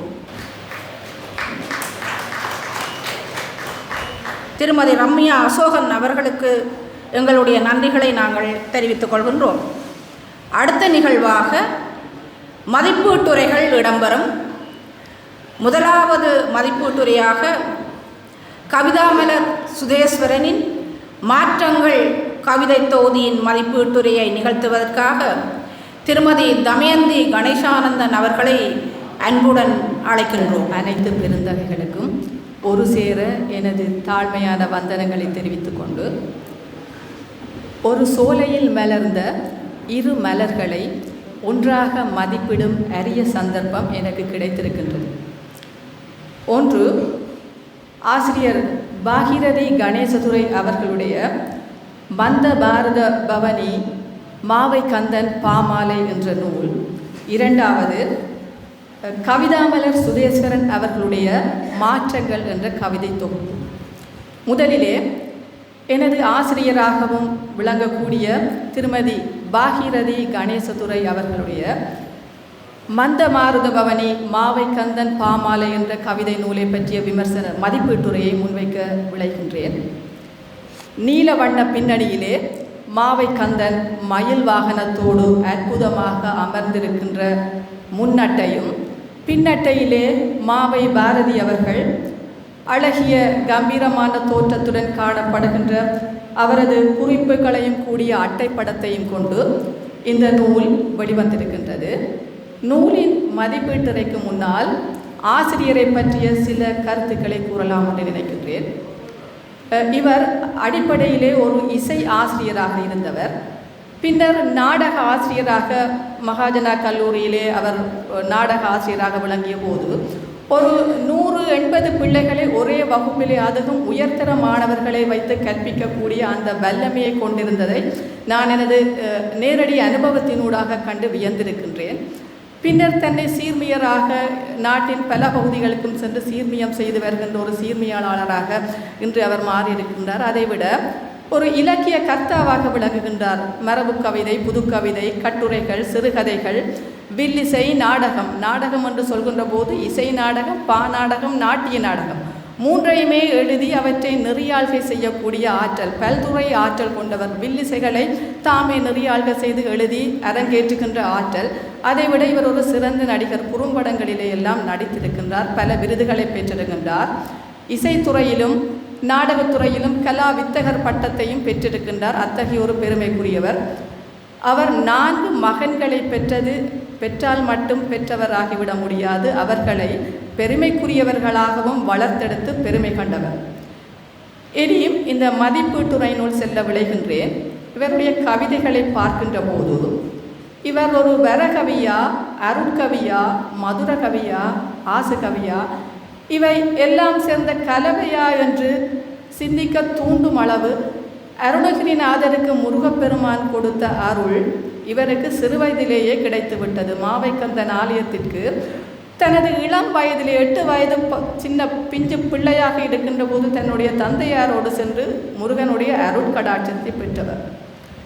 அப்போ இவருடைய இந்த கவிதை தொகுதியிலே 2017 இருந்து 2025 ஆண்டு வரையான 9 வருட கால பகுதியிலே இவர் முருகப்பெருமானை பற்றி எழுதிய பாடல்களை இங்கே தொகுத்து தந்திருக்கின்றார். அவற்றை 2 பிரிவாக இங்கே வகுத்து எங்களுக்கு தந்திருக்கின்றார். முதலாவது பகுதியாக கந்த சஷ்டி காலத்திலே முருகப்பெருமானை தனது அகக்கண்ணாலும் புறக்கண்ணாலும் கண்டு மாவை கந்தனின் அருளை உருகி பாடியிருக்கின்ற அந்த 9 வருடங்களிலுமான கந்த சஷ்டி கானங்கள். முதலாவது பாடல் 2017 கஜமுகன் காப்போடு தொடங்கி முருகப்பெருமானை வரவேற்பது போல் ஒவ்வொரு பாடல் அடியிலும் வருக வருக என்ற சொற்களை இறுதி சொல்லாக வைத்து மிக அற்புதமாக பாடியிருக்கின்றார். அடுத்து வருகின்ற பாடல் தொகுதியிலே போற்றி சரணம் அப்படியாக அடிகள் அமையக்கூடியவாறு வலு நுட்பமாக இந்த கவிதைகளை படைத்திருக்கின்றார். அடுத்தது மாவை கந்தனுடைய காமியோற்சவ காலத்திலே 25 நாட்கள் அங்கே பெருந்திருவிழா நடைபெறும். அந்த திருவிழா காலத்திலே புலம்பெயர்ந்த தேசங்களில் இருக்கின்றவர்களும் முருகப்பெருமானை தமது அகக்கண்ணிலே கண்டு வழிபடக்கூடிய வகையிலே இணையதளத்திலே தனது கவிதைகளை பதிவேற்றி இருக்கின்றார். 25 நாள் திருவிழாவுக்கு 25 பாடல்கள். அந்த பாடல்களை பார்க்கின்ற போது இன்றைய மாவட்டபுரத்திலே என்ன திருவிழா, கொடியேற்றம், இன்றைக்கு தேர், இன்றைக்கு தீர்த்தம். அதில் இன்னும் ஒரு சிறப்பு, மகாஜன கல்லூரியினுடைய திருவிழா 17ஆம் நாள் திருவிழா. இங்கே மகாஜனன்கள் பலர் இருக்கின்றோம். ஆசிரியரும் மகாஜன கல்லூரியிலே ஆசிரியராக இருந்தவர். அந்த வகையிலே இந்த தியாகராஜ சுவாமிகள் கீர்த்தனைகளை இசைக்கும் போது தன்னுடைய முத்திரையை அந்த பாடலிலே பதித்து விடுவது போல ஆசிரியர் அந்த 17ஆம் நாள் திருவிழாவிலே மகாஜனா என்ற முத்திரையை பதிக்கக்கூடிய மாதிரி அந்த கவிதையை யாத்திருப்பது மிக அற்புதமாக இருக்கின்றது. அதைவிட எனக்கு இதில் இறுதி 2025ஆம் ஆண்டு இவர் மாவை கந்தனுடைய காமியோற்சவத்திலே பாடிய பாடல்கள் அத்தனையும் கீர்த்தனை வடிவிலே, சங்கீத உருப்படிகளில் ஒன்றான கீர்த்தனை வடிவிலே பல்லவி, அனுபல்லவி, சரணம் என்ற அங்க பிரிப்புகளோடு பாடியிருப்பது உண்மையிலே மிக சிறப்பு. நான் தேடி பார்த்தேன், ஏதாவது ராகம் தாளம் போட்டிருக்கின்றாரா என்று தேடிய போது அதை அவர் வாசகருடைய கற்பனைக்கு விட்டிருக்கின்றார். அற்புதமாக படைத்திருக்கின்றார். இதிலே என்னை மிகவும் கவர்ந்தது, என்னை வாசிக்க திரும்ப திரும்ப வாசிக்கும்படி தூண்டியதாக 2017ஆம் ஆண்டு காமியோற்சவ காலத்திலே பாடிய பாடல்களை நான் இங்கு குறிப்பிடலாம். அருணகிரிநாதருடைய நாதவிந்து கலாதி நமோ நம என்ற மெட்டிலே அமைந்த பாடல். இந்த மெட்டிலே கவிஞர் சோ பத்மநாதன் அவர்கள் கூட காணி நெற்பயிர்கள் சுரீர் சுரீரன என்ற பாடலை தொகுத்திருக்கின்றார். இவருடைய பாடல், வேலை மறந்திங்கு வேறென்ன வேலையோ, வேலை மினுக்கிட்டு வாழாது போவியோ, வேலை மறுத்திங்கு வாழ்வென்று தேவையோ அடமூடா. சுந்தரமூர்த்தி நாயனர் சிவபெருமானை பித்தா என்று சொன்னார். மாவை பாரதி அவர்கள் முருகப்பெருமானை மூடா, அடமூடா என்று சொல்கின்றார். இன்னும் வரும் பாருங்கள், வேலை மினுக்கிட்டு வழி மீது விழி வைத்து வேலை புரிந்திட்ட வீரமர குலம், வேலை வேலை என்றல்லாடும் வீணர்தம் சிரம் கொய்யும். எதுகை மோனை கொட்டி கிடக்கின்றது இந்த பாடல்களில். ஒரு வேலை என்ற சொல்லை வைத்து எத்தனை வேலை காட்டி இருக்கின்றார் பார்த்தீர்களா? அதைவிட இதில் இன்னும் ஒரு பாடல் நல்ல அகக்காட்சி படிமத்தை ஏற்படுத்துகின்ற ஒரு அதிகாலையை எப்படி விழித்திருக்கின்றார். நிலவும் கடல் மடி துயின்றிட புறப்படும், நிலவும் கதிரவன் கிரணத்தில் குளித்திடும், விலகும் பனித்திரை விழிநீரை சொரிந்திடும் அதிகாலை. இப்படியான கற்பனை சாதாரணமானவர்களுக்கெல்லாம் வர முடியாது. இது முருகப்பெருமானுடைய அருட்கொடைதான். இது மட்டுமல்ல, இன்னும் சில பாடல்களிலே ஒரு பாடலே 85ஆம் பக்கத்திலே வருகின்ற ஒரு பாடலே 8 அடிகளிலே சிவப்பு என்ற தொடக்க சொல்லை வைத்துக்கொண்டு எழுதியிருக்கின்றார். 2-3 அடிகள் பரவாயில்லை, இது 8 அடி. இன்னும் ஒன்றிலே 12 அடிகள். அந்த பாடல் முழுவதுமே ஒரே அடியிலே தொடங்குகிறது, பண். அடுத்தது இன்னும் என்னும் ஒன்றிலே எண்ணெய் என்று தொடங்குவதாக, அப்படி எதுகை மோனே இயைவு அவருக்கு எப்படித்தான் இப்படி கொட்டி கொண்டு வருகின்றது. இவருடைய பெயர் பாகீரதி. பாகீரதி என்பது பகீரத மன்னன் ஆகாய கங்கையை பூமிக்கு கொண்டு வந்தான். அந்த கங்கை தான் பாகீரதி. அந்த நதி கட்டற்று பாய்ந்து ஓடி செல்லும். அந்த பெயரை இவர் வைத்திருப்பதால் தான் என்னவோ இப்படி அவருக்கு சொற்பெருக்கு கட்டற்று கொட்டுகின்றது. இவருடைய ஆசு கவி என்பதற்கு நான் ஒரு சின்ன உதாரணத்தை கூற வேண்டும். மகாஜனா கல்லூரியிலே ஆசிரியரோடு நான் கற்பித்து கொண்டிருந்த காலத்திலே ஒரு நாள் துரையப்பாப்பள்ளி அரங்கிலே ஒரு நிகழ்வுக்காக கூடியிருக்கின்றோம். ஆசிரியர் அருகே இருந்து ஏதோ விறுவிறுண்டு எழுதுகின்றார். நான் பக்கத்தில் எட்டி பார்த்து, என்ன டீச்சர் எழுதுகிறீங்க? கவிதை எழுதுகிறேன். என்ன டீச்சர் இவ்வளோ சந்ததிக்குள்ள இவ்வளவு சத்தமாக இருக்கு, இதுக்குள்ள எழுத முடியுமோ? நான் எழுதுவேன். ஒரு கொஞ்ச நேரத்தில் ஒரு கவி, ஒரு பக்கம் நிறைந்த கவிதைகளை என்னிடம் தந்தார், வாசித்து பாருங்கள். மிக அற்புதமாக இருந்தது. ஆகவே அவர் ஆசு கவிதான், காலமிக புலவர் போல என்று சொல்லக்கூடிய அளவிற்கு அவருடைய சிறப்பை நாங்கள் இங்கு பார்க்கக்கூடியதாக இருக்கின்றது. அடுத்தது மொழிநடை, எளிய மொழிநடையை பயன்படுத்துகின்றார். ஒரு தேஜஸ் என்று ஒரு சொல்லு, சமஸ்கிருத சொல்லையும் இங்கே பயன்படுத்தி இருக்கின்றார். இவரது கவிதைகள் தருகின்ற உணர்வை பார்க்கின்ற போது முழுக்க முழுக்க பக்தி உணர்வு தான். இவர் இந்த கவிதையின் நோக்கத்தை நாங்கள் பார்க்கின்ற போது மக்களை பக்தி மார்க்கத்தில் ஈடுபடுத்துவது. தனது அணிந்துரையிலே சொல்லி இருக்கின்றார், கதிரவன் தன்னுடைய கிரகணங்களை எல்லோர் மீதும் சமனாக பரப்புவது போல முருகப்பெருமானும் தனது அருள் கடாட்சத்தை எல்லா மக்கள் மீதும் ஒரே அளவாகத்தான் செலுத்தி கொண்டிருக்கின்றார். ஆனால் மக்கள் தான் அதை புரிந்து கொள்ளவில்லை என்று சொல்கின்றார். அந்த காலத்திலே பக்தி இலக்கியங்கள் தோன்றி பக்தியை வளர்த்தது போல இந்த பாடல்களும் மாவை ஜவகாந்தாதி, மாவை பிள்ளை தமிழ் போன்ற பாடல்களை போன்று ஒரு காலத்திலே மாவை கந்தனுடைய ஒரு அரிய ஆவணமாக போற்றப்படும் என்பதில் எந்தவித ஐயமும் இல்லை. இவர் பக்தியோடு சேர்ந்து சமுதாய கருத்துக்களையும் சொல்லி வருவதை பார்க்கலாம். ஒரு பாடலே சொல்கின்றார், பொறியை படைத்து அதில் புத்தகத்தை படிக்க வைத்தாய், பொறியால் தீபெறவும் அழிவையும் பார்த்திருந்தாய்.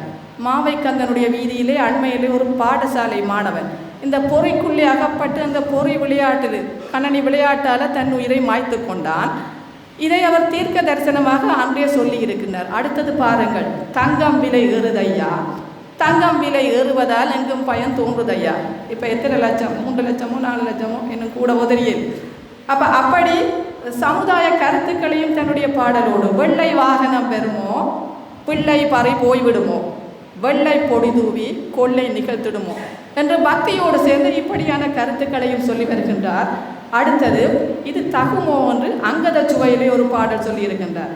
தன்மான ஒழுக்கமெல்லாம் இழக்க வைத்தாய் போற்றி, இப்படியே சொல்லி சொல்லி போற்றி போற்றி என்று சொல்லி, என்னையா உன்னேர்மை எமை காப்பாய் போற்றி என்று சொல்கின்றார். அடுத்தது இவருடைய பாடலில் தேவார திருவாசகங்களுடைய அடிகளை நாங்கள் இங்கே காணக்கூடியதாக, மையார் தடங்கள், பின்னை பிறவி. அடுத்தது அப்பர் சுவாமிகளுடைய ஆட்டுவித்தால் ஆரொருவன் ஆடாதாரோ, இதைத்தான் பிறகு கண்ணதாசன் ஆட்டுவித்தால் ஆரொருவன் ஆடாதாரோ கண்ணா என்று பாடியிருக்கின்றார். இவர் இங்கே சொல்லுகின்றார், ஆட்டுவிப்பான் ஆதிசிவன் என்று தொடங்குகின்ற அந்த வரியை படிக்கும்போது அந்த பாடல்கள் நினைவுக்கு வந்தது. இன்னும் மகாகவி பாரதியாருடைய பொன்னையே நிகர்த்த மேனி மின்னையே நிகர்த்த மேனி, அப்படி அந்த சந்தம் பெறக்கூடிய மாதிரி பொன்னையே மின்னையே தன்னையே என்னையே என்று அழகாக கவி சமைத்திருக்கின்றார். இதில் ஒரு என்ன என்று பார்க்கின்ற போது அந்த அச்சுப்பிழை ஆங்காங்கே 1-2 அச்சுப்பிழைகள் வந்திருக்கின்றது. அது ஆசிரியருடைய தவறு இல்லை, எழுத்துப்பிழைகளை பார்க்கக்கூடியதாக இருக்கின்றது. மொத்தத்தில் ஆசிரியர் தாம் சொல்ல வந்ததை, பக்தியை மிக அருமையாக சொல்லி ஒரு சிறந்த ஆக்க நூலை எங்களுக்கு படைத்திருக்கின்றார் என்று கூறிக்கொண்டு அடுத்ததாக அடுத்த கவிதை தொகுதியினுள்ளே செல்லாமல் நினைக்கின்றேன். நேரத்தை கருத்தில் கொண்டு விரைவாக சொல்ல வேண்டிய தேவை என கொண்டு, மாற்றங்கள் என்ற புது கவிதை கேட்டதை தந்திருக்கின்றார் கவிஞர். கவிதா கவிதா என்று கேட்டபோது இந்த அரங்கள் கவிதா மலராகவே ஒரு மலரை 81 இதழ்கள் கொண்ட மலராக கவிதா மலர் சுதேஸ்வரன் அவர்கள் மாற்றங்கள் என்ற புது கவிதை தொகுதியை தந்திருக்கின்றார்.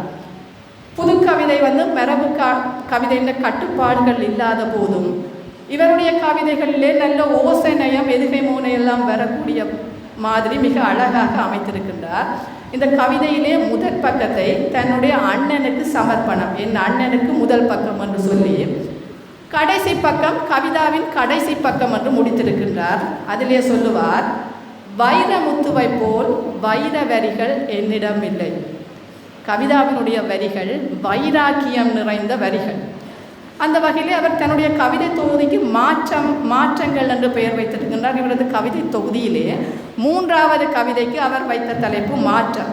அவருடைய நோக்கமும் அதுதான், சமூகத்திலே மாற்றங்களை ஏற்படுத்துவது. அப்போ இந்த சமுதாயத்திலே மாற்றங்கள் ஏற்படுகின்ற போது நாங்கள் அவற்றை ஏற்படுத்திவிட்டு பிறகு இன்னும் ஒருவரை குறை சொல்லுகின்றோம். அதைத்தான் சொல்கின்றார். அதை சுருக்கமாக சொல்கின்றேன். என் தந்தையின் தந்தை வேப்பம் காற்றை கப்பமின்றி சுவாசித்தார். என் தந்தையோ பனையோலை விசிறியோடு வீட்டுக்குள் வானொலியோடு, நானோ தொலைக்காட்சி தொடர் நாடகத்துக்குள் நோகாமல் மின்விசிறியோடு, என் பிள்ளைகளோ குழு குழு அறையில் மொழு மொழு என வளர்ந்து தொலைபேசிக்குள் தொலைந்து போயினர் என்று சொல்லி இதுதான் மாற்றம். சரி, இந்த மாற்றம் ஏன் வந்தது என்றதற்கு ஒரு காரணம் சொல்கின்றார்.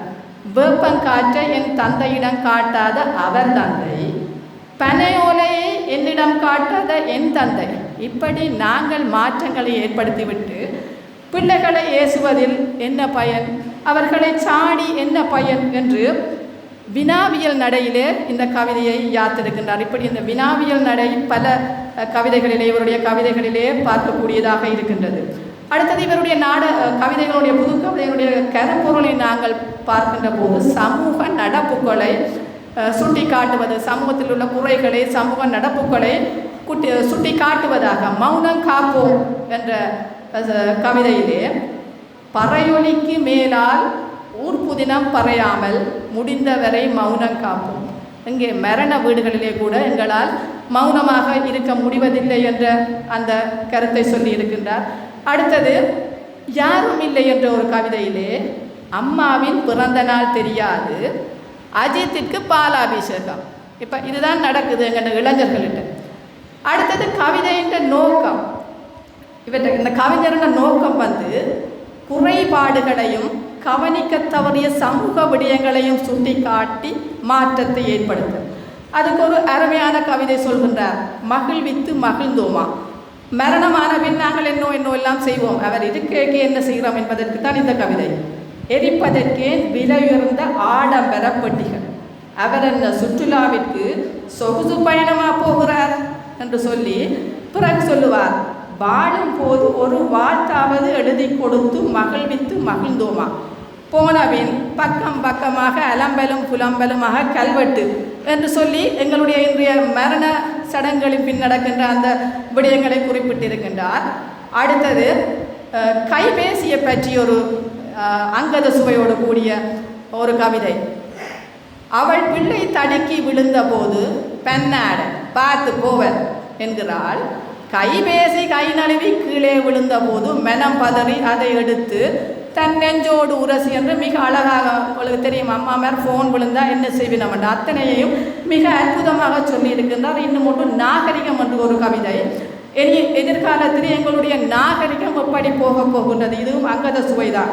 பாட்டி ரவிக்கை அணியவில்லை, அம்மா முக்காக்கை ரவிக்கை, நான் அரைக்கை போட்டேன், மகள் முதுகிலே துவாரமிட்டு ஜன்னல் வைத்தால் பூட்டி அதையும் விட காத்தோட்டமாய் ரவிக்கை அணியாமலே விடக்கூடும் என்று ஊகித்து ஒரு எதிர்கால ஊகமாக இந்த கவிதையை சொல்லியிருக்கின்றார். அடுத்தது பெற்றோருக்கு நல்ல சாட்டையடி கொடுப்பதாக ஒப்பீடு என்று ஒரு கவிதை சொல்லுகிறார். அவனை பேர் இவனை பேர் என்று நச்சரிக்கும் பெற்றோர் எப்போவாவது உன்னை பார், உன்னிடம் இருக்கிற திறமையை பாருன்னு நாங்கள் பிள்ளைகளை பாராட்டியதில்லை என்பதை கூறி பிறகு சொல்கின்றார், உன்னை விட பக்கத்து வீட்டுக்காரன் மிக அழகு என்று உனது கணவரும், உங்களை விட பக்கத்து வீட்டுக்காரன் மிகுந்த உழைப்பாளி என்று உங்கள் மனைவியும் சொன்னால் உங்களுக்கு எப்படி இருக்கும், அப்படித்தானே பிள்ளைகளுக்கும் என்று மிக அருமையாக சொல்லி வைக்கின்றார். இந்த வான வேடிக்கை, ஏட்டிக்கு போட்டியான வான வேடிக்கை என்று ஆலயங்களிலே மிக உச்சமாக இருப்பது வானவெடிக்கை. அவற்றை பற்றியும் மிக காத்திரமாக மிக கண்டிப்பாக கூறியிருக்கின்றார். அதை வாசித்து பாருங்கள். அடுத்தது சமூகத்திற்கு நல்ல முற்போக்கு சிந்தனையை சொல்லுகின்றார். ஆற்றுப்படுத்துவோம் என்ற கவிதையிலே இருப்பவனுக்கே கொடுப்பதில் என்ன பயன்? நாங்கள் இன்று பெரியவர்களை கௌரவிக்கின்ற போது எல்லாம் இருப்பவர்கள் சிறந்தவர்களை அவருடைய பட்டம் பதவி எல்லாம் பார்த்து கௌரவிக்கின்றோம். ஆனால் இவர் சொல்கின்றார், மண் தின்னும் விவசாயிகளையும் சமூகத்துக்குள்ளே இருந்து பாடுபடுகின்ற சாதாரண மனிதர்களையும் ஏன் கண்டெடுத்து கௌரவிக்கக்கூடாது என்று ஒரு பாரதி கண்ட புதுமை பெண்ணாகத்தான் இங்கே அவரை பார்க்கக்கூடியதாக துணிந்து கேட்கின்றார். துணிந்து மாற்றங்களை ஆற்றுப்படுத்துவோம் என்று சொல்லியிருக்கின்றார். அடுத்தது நல்ல ஆழமான எளிமையான மொழி நடையை பயன்படுத்தி இருக்கின்றார். தேங்காயின் சீற்றம் ஒன்று கவிதையிலே வருகின்றது பாருங்கள். மாங்காயோடு தேங்காய் சேர்த்து அம்மியில் அரைத்த அம்மாவின் சம்பல் எதுக மூன தப்பாமல் அற்புதமாக வருகின்றது. அதே போல அது தேங்காயின் விலை ஏற்றத்தையும் பார்த்து தென்னையை விட தேங்காயின் விலை உயர்ந்து விட்டது என்று அங்கலாய்க்கின்ற அந்த தன்மையும் இந்த கவிதையிலே பார்க்கின்றோம். மூஞ்சி புத்தகம் என்ற கவிதையும் மிக அற்புதமாக நல்ல எதுகை மோனையோடு இருக்கின்றது. அவற்றையும் வாசித்து பாருங்கள். இதில் ஒரு கவிதை திரும்ப இடம்பெற்றிருக்கின்றது. ஒரே கவிதை 2 தரம் இடம்பெற்றிருப்பது அது நான் நினைக்கிறேன் அச்சகரத்தாருடைய பிழை தவறாக இருக்கலாமே ஒழிய இந்த கவிதாமர சுதேஸ்வரன் அவர்கள் ஒரு இளங்கலைஞர், வளர்ந்து வரும் கலைஞர். அவருடைய முதலாவது கவிதை தொகுதி இது. முதலாவது கவிதை தொகுதியிலேயே இப்படி அருமையான அற்புதமான கவிதைகளை படைத்திருக்கின்ற அவர் தொடர்ந்தும் பல கவிதைகளை படைக்க வேண்டும் என்றும் இந்த நூல் பலரும் வாசித்து பயன்பெறக்கூடியது. அவருடைய சிறுவர் கழகத்தின் அங்கத்தவர்களுக்கு கூட அவர் ஒரு வழிகாட்டியாகத்தான் சொன்னதைத்தான் செய்து கொண்டிருக்கின்றார், செய்வதைத்தான் எழுதி வருகின்றார் கவிதாமலர் அவர்கள். அந்த வகையிலே அனைவருக்கும் பாராட்டுக்களை தெரிவித்துக் கொண்டு எனது உரையை நிறைவு செய்கின்றேன். நன்றி, வணக்கம். கணேசதுரை அவர்களின் மந்தமாருத பவனி பாடல் தொகுதியினதும் கவிதாமலர் சுதேஸ்வரன் அவர்களின் மாற்றங்கள் கவிதை தொகுதியினதும் மதிப்பீட்டுரைகளை சிறப்பாக முன்வைத்த திருமதி தமயந்தி கணேசானந்தன் அவர்களுக்கு எங்களுடைய நன்றிகளை தெரிவித்துக் கொள்கின்றோம். அதே போல இங்கே சோலைக்குயில் அவைக்காற்று களத்தினுடைய வெளியீடுகளான நூல்கள் இங்கே காட்சிக்கு வைக்கப்பட்டிருக்கின்றன. இந்த அனைத்து நூல்களையும் தேவையானோர் இங்கே பெற்றுக்கொண்டு செல்லலாம் என்பதையும் அறிய தருகின்றோம். அடுத்து திருமதி கோபிகா கிருபாகரன் தமிழ் மகள் அவர்களின் பார்க்காத பக்கங்கள் சிறுகதை தொகுதியினுடைய மதிப்பீட்டுரையை வழங்குவதற்காக செல்வி புஷ்பராணி இளையதம்பி அவர்களை அன்போடு அழைத்துக் கொள்கின்றோம். அவர்களுக்கும் அரங்கிலே வீட்டிருக்கின்ற மதிப்பார்ந்த விருந்தினர்களுக்கும் சபையிலே வீட்டிருக்கின்ற மதிப்பார்ந்த விருந்தினர்களுக்கும் சபையோருக்கும் எங்களுடைய சோலைக்குயில் அணியினருக்கும் எனது இந்நேர வணக்கம். நான் இன்று உங்கள் முன் மதிப்பீட்டு உரைக்காக எடுத்துக்கொண்ட விடயம் பார்க்காத பக்கங்கள் என்ற சிறுகதை தொகுப்பாகும். இதன் ஆசிரியர் தமிழ் மகள் என்று புனப்பெயரை கொண்ட திருமதி கோபிகா கிருபாகரன் அவர்களாவர். இவர் வயதிலே இளையவர். கடந்த ஆண்டுதான் பட்டப்படிப்புகளை நிறைவு செய்து இப்போ மேற்படிப்பை மேற்கொண்டு வருகிறார். இவர் வயதிலே இளையவர் என்றாலும் இளமையிலேயே அவர் எழுத்துத்துறையை நாடியவர். இதுவரை 4 நூல்களை 4 சிறுகதை தொகுதிகளை வெளியிட்டிருக்கிறார். இவருடைய பூர்வீகம் வலிவடக்கு பிரதேசம். வலிவடக்கு பிரதேசத்தில் யுத்த மேகங்கள் சூழ்ந்து கிட்டத்தட்ட 40 வருடங்களாகிறது. தற்போதும் நில ஆக்கிரமிப்புக்கு எதிரான போராட்டங்கள் நடந்து கொண்டிருக்கிறது. இந்த நிலையிலும் அவர் சமுதாயம் சார்ந்த சமுதாய நோக்கில கூர்மையாக நோக்கி தன்னுடைய பணியை சமுதாயத்துக்காக படைப்புகளை படைத்து வருகிறார் என்பது முக்கியமானதாகும். முதலில் இந்த நூலின் அட்டைப்படத்தை நோக்கினால் 2 பக்கங்களும் அட்டைப்படத்தின் 2 பக்கங்களும் அல்லது நாட்புறமும் கருமையான மண் நிறம். அதனை அண்டி செம்மஞ்சள் நிறம் கட்டிட சிதவுகள் கீழ் நோக்கி வந்து கொண்டிருக்கின்றன. நடுவிலே செம்மஞ்சள், அதன் மத்தியில் ஒரு விரித்த நிலையில் ஒரு புத்தகம் காணப்படுகிறது. அதிலிருந்து ஒளி பிரகாசமாக வெளிப்படுகிறது, மேல் நோக்கி வெளிப்படுகிறது. முன்னால் ஒருவர் தளர்வான நிலையில் அதை உற்று நோக்கி கொண்டிருக்கிறார். இந்த இடத்துல இந்த இந்த நூல் எளிமையானது, ஆனால் தரும் அர்த்தம் ஆழமானது.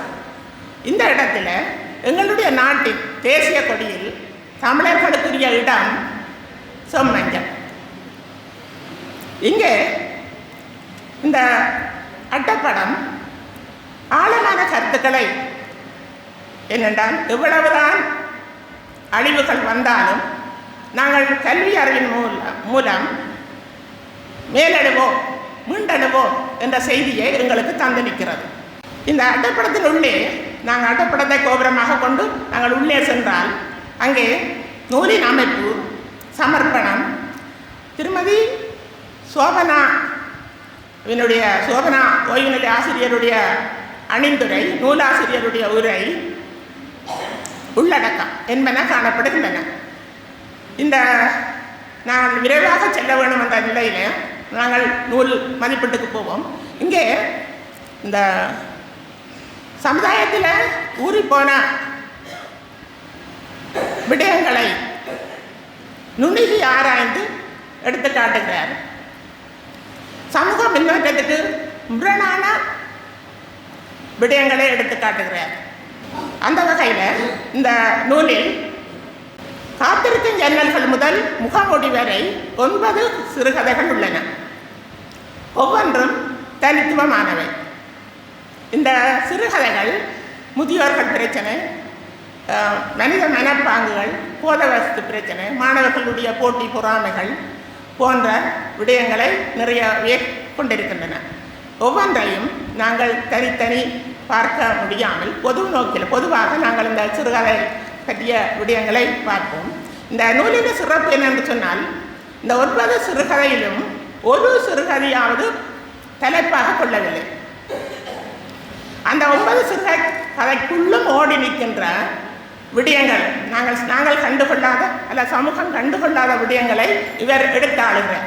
அந்த விடயங்களை கண்டுகொள்ளாத விடயங்களையே இவர் பார்க்காத பக்கங்கள் என்று குறிப்பிட்டு அதையே தலைப்பாக எடுத்துக்கொண்டிருக்கிறார் என்று நான் கருதுகிறேன். உதாரணத்துக்கு ஒன்று, வெளிநாட்டில் இருக்கும் மகன் தனது வீடியோ மூலம் தந்தைக்கு தனது வீட்டை காட்டி எப்படி இருக்கிறதப்பா என்று கேட்கிறேன். அப்போ அந்த தந்தை அழகாக இருக்கிறது என்று கூறி முடித்துவிட்டு, இந்த பெரிய வீட்டில் எனக்கு ஒரு இடம் இல்லையா என்று கேட்க வேண்டும் போல் இருந்தது என்று கூற, அருகில் இருந்த சமூக ஆர்வலர், நீங்கள் கேட்டீர்களா என்று கேட்க, இல்லை கேட்கவில்லை. ஏன் கேட்கவில்லை? மகன் கவலைப்படுவார். இங்கே தான், இந்த இடத்துல, இந்த வயதிலும் இந்த மனநிலையிலும் தன்னுடைய மகன் என்ற அந்த பாசம், அன்பு, கருணை என்ற நிலையைத்தான் கோபிகா அவர்கள், நூலாசிரியர் அவர்கள் பார்க்காத பக்கமாக எடுத்து காட்டியிருக்கிறார் என்று குறிப்பிடலாம். வீடு புகுந்த விருந்தாளி என்ற ஒரு சிறுகதை போதவஸ்து அதிக பாவனையில் இருக்கிறது என்பது நாங்கள் ஊடகங்கள் மூலம் அறிந்து கொள்கிறோம். ஒரு நல்லவர் போல நடித்து வீட்டிலே ஒரு வாடகைக்கு அறை எடுத்து அங்கே தங்கி இருந்தோண்டு போத வியாபாரமும் செய்து அந்த வீட்டின் பிள்ளையே, மகனையே போதைக்கு அடிமையாக்கி பெற்றோரை நோயாளிகளாக்கிய செய்தியை வீடு புகுந்த விருந்தாளி என்ற சிறுகதை எடுத்து காட்டுகிறது. திருமணமாகி குறிப்பிட்ட காலத்தில் குழந்தை பாக்கியம் கிடைத்துவிட்டால் அவர்கள் பாக்கியசாலிகள், இல்லாவிட்டால் சமூகத்தின் பார்வைகளும் பேச்சுக்களும் கேள்விகளும் இவர்களை இந்த தம்பதியினரை துளைத்தெடுக்கும், குடும்பத்தினரையே பாதிக்கும். இந்த செய்தியை அவர் ஏது விசேஷம் என்ற சிறுகதை மூலம் எடுத்து காட்டியிருக்கிறார். அனைவரும் வாசிக்க வேண்டிய சிறுகதையாகும். அழுக்காற்றின் ஆக்கம் போல் இல்லை, ஒழுக்கமிலான்கள் உயர்வு என்றது திருக்குறள். இந்த திருக்குறள் கூறும் அறத்தை வலியுறுத்தி நிற்கிறது வழிகாட்டி இல்லாத பயணம் என்ற சிறுகதையாகும். தேவைக்கு அதிகமாக பொருள் தேடுவது திருட்டு, தேவைகளை பெருக்கிக் கொள்வது திருட்டு பயிற்சி என்று குறிப்பிடுகிறார் காந்தியடிகள். இதனை மனங்கொள்ள வைக்கிறது ஆடம்பரத்தின் சிறை என்ற சிறுகதையாகும். இவருடைய கதைகள் காத்திரமானவை, சமூகத்துக்கு தேவையானவை. அந்த நிலையிலே நான் சிறப்புகளை பார்த்தது மட்டுமல்ல அல்ல, இவருடைய இந்த கதை தொடர்பான மதிப்பீடு என்பது நடுவு நிலைமையானது. எனவே இதில் இருக்கும் தவறுகளையும் சுட்டி காட்டலாம் என்று விரும்புகிறேன். எழுத்து பிழைகள் காணப்படுகிறது. இது நூலாசிரியருடையதல்ல. பொறுப்பை பதிப்பகத்தாரிடம் கைவிட்டால் இந்த நிலைதான் வரும். அதை கவனித்திருக்கலாம் என்ற நிலையில தான் இதை நான் குறிப்பிட வருகிறேன். வீடு பூந்த விருந்தாளி என்ற நூல் சிறுகதையில் 28ஆம் பக்கத்தில் காணப்படுகிறது. வேலியால் வந்தா என்றதுக்கு கொம்பிடா வந்து அரவும் கூடியிருக்குது. நான் இது பிழையாக சொல்லையில் வளர்த்து வரும் எழுத்தாளர் நிச்சயமாக சொல்ல வேணும் என்பதற்காக நான் இதை குறிப்பிடுகிறேன். அடுத்ததாக பேச்சு வழக்கு சொற்கள் நிறையவே வந்திருக்கிறன. ஆனால் களம் சார்ந்து தான் அந்த பேச்சு வழக்கு சொற்கள் வர வேண்டும். அந்த பிரதேசத்துக்குரிய பேச்சு வழக்கு சொல் வாரது தான் சிறப்பாகும் என்பதையும் நான் இங்கு குறிப்பிட விரும்புகிறேன். ஆங்கில மொழியின் பிரயோகம் வரவேற்கத்தக்கது. ஆனால் இந்த நூலில், இந்த சிறுகதைகளில் தனியவே ஆங்கில மொழி குறிப்பிடப்பட்டிருக்கிறது. அதுக்கு பல வாசகர் இருப்பார்கள், பல தரப்பட்ட வாசகர் இருப்பார்கள். எனவே அந்த தமிழ் மொழியில் குறிப்பிட்டு அடைப்புக்குறிகளை அந்த ஆங்கில மொழியை பிரயோகித்திருக்கலாம் என்பது என்னுடைய கருத்து. இந்த பக்கங்கள் வடிவமைப்பில் மிக கவனம் செலுத்த வேணும். பக்கங்கள் ஓடுகிறது, இடைவெளி விட்டு நிறையவே இடைவெளி இருக்கிறது. அதை கவனம் செலுத்தி இருக்கலாம் என்பது என்னுடைய கருத்தாகும். எல்லாவற்றுக்கும் மேலாக இந்த நூலாசிரியருடைய ஆதங்கம், அவர் இந்த எவ்வளவு ஊறி இந்த சிறுகதை எழுதியிருக்கிறார் என்பதை ஒவ்வொரு சிறுகதையும் இறுதியிலும் கிட்டத்தட்ட ஒரு 5 சிறுகதை கீழே தன்னுடைய கருத்துக்களை சொல்லுறேன். இந்த கதையை தொடர்பாக எப்படி அமைய வேணும், என்ன முடிவு இருக்கணும், எப்படி கவனிக்க வேணும் என்று சொல்லி அவர் 5 சிறுகதைக்கு கீழே சிறுகதை முடிவிலே எழுதியிருக்கிறார். இது தவிர்க்கப்படலாம் என்பது என்னுடைய கருத்தாகும். சிறுகதையை தொகுதியாக வெளியிட வேணும், அதை ஒரு நேரம் அவர் நூலாக வெளியிடலாம் தன்னுடைய கருத்துக்களை. இங்கே ஒவ்வொரு சிறுகதையின் இறுதியிலும் இதை குறிப்பிட்டிருப்பது தவிர்க்கப்பட்டிருந்தால் நல்லம் என்று நினைக்கிறேன். இன்னும் இந்த எது எப்படியாக இருந்தாலும் நூலாசிரியர் இளையவர் தன்னுடைய கொள்கையில் வருடம் ஒரு நூல் வெளியிட வேணும் என்ற பற்று உறுதியுடன், கொள்கைப்பாட்டுடன், உறுதியுடன் அவர் நூலை வெளியிட்டு வருகிறார். அது பாராட்டத்தக்க வேண்டிய விடயம். இந்த இளையவர் 23ஆம் ஆண்டு பல்கலைக்கழகத்தில் இருக்க அவர் நூல் வெளியிட தொடங்கினவர். மற்றவர்கள் என்றால் அவர் ஆடம்பரமாக அவர் தன்னுடைய வாழ்க்கையை சந்தோஷமாக வேற துறையில் திருப்பியிருப்பார். இவர் சமூகத்துக்காக சமுதாயத்தில் காணப்படும் சிக்கல்களை நுணுக்கமாகவும் எளிமையாகவும் எடுத்து காட்டுகிறேன். அந்த திறன் கோபிகாவுக்கு உரியதாகும், திருமதி கோபிகா கிருபாகரனுக்கு உரியதாகும். எனவே இவருடைய இந்த ஆற்றல் மேலும் மேலும் சிறந்து நல்ல படைப்பாளியாக எதிர்காலத்தில் நல்ல தமிழ் மகளாக, நல்ல எழுத்தாளராக வளர வேண்டும் என்று வாழ்த்தி விடைபெறுகிறேன். எமது நன்றிகளை தெரிவித்துக் கொள்கின்றோம்.